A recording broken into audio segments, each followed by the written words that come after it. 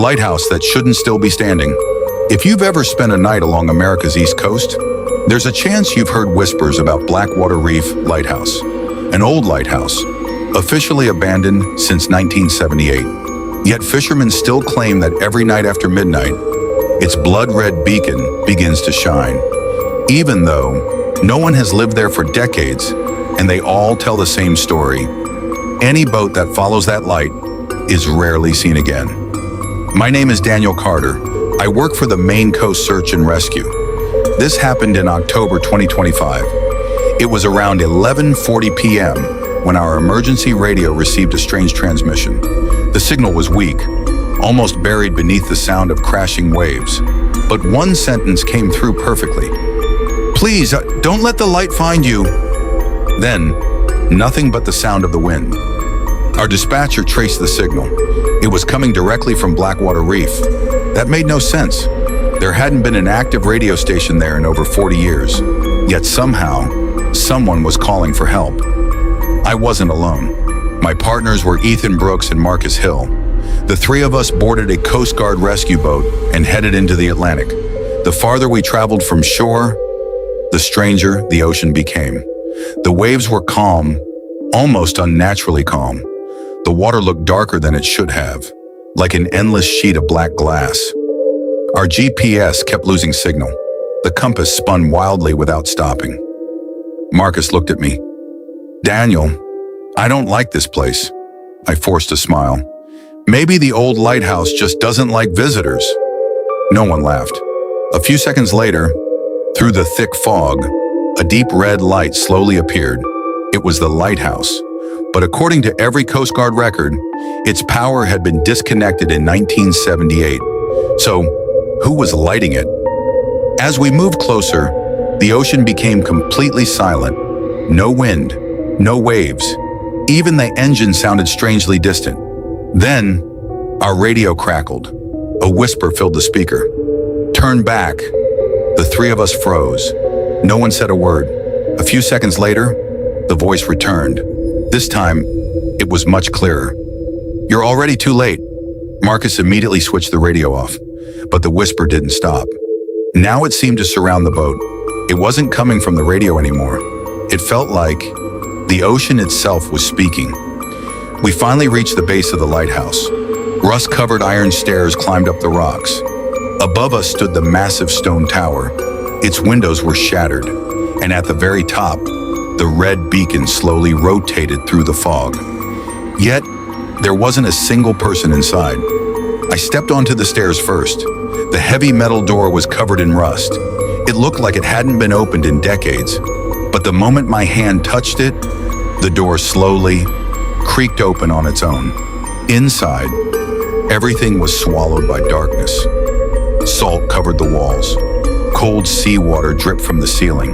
The air smelled of rust and something rotten. Then my flashlight caught something on the floor. Wet footprints. They led deeper into the lighthouse, but there were no footprints coming back out. I raised my flashlight toward the spiral staircase.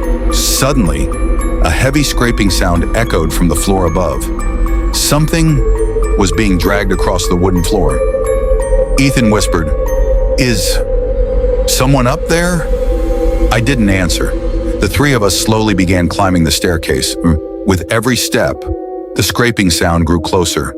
Then, without warning, the lighthouse's red beacon went dark. The entire tower was swallowed by blackness, and from somewhere just a few feet away, a voice whispered, "You finally came." To be continued. Who was up there? The three of us froze on the staircase. The entire lighthouse had fallen into darkness. Only the beams of our flashlights shook across the cold stone walls. Then, the voice came again, this time and right above our heads. "You finally came." Marcus aimed his flashlight upward, but there was no one there. Only the old wooden staircase, slowly creaking, as if someone invisible was climbing it. Gathering every bit of courage we had, we reached the top. It was a circular room where the lighthouse's control system had once operated. In the center of the room lay an old logbook. I opened it. The final page read, "If the red light ever shines again, extinguish it immediately. Otherwise, the sea will choose new souls."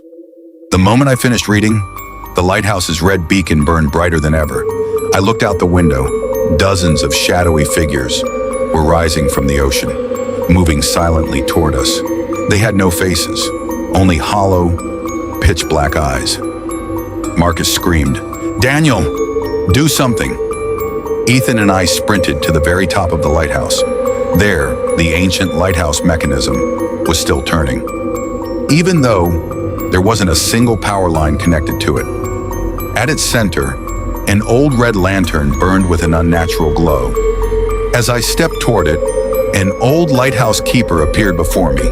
His transparent figure looked worn with sorrow. In a quiet voice, he said, "I tried to stop it in 1978, but I failed. If you don't extinguish it today, you'll be next." Before I could answer, he vanished into the air. Without hesitating, I grabbed the lantern and slammed it against the stone floor. The red glass shattered.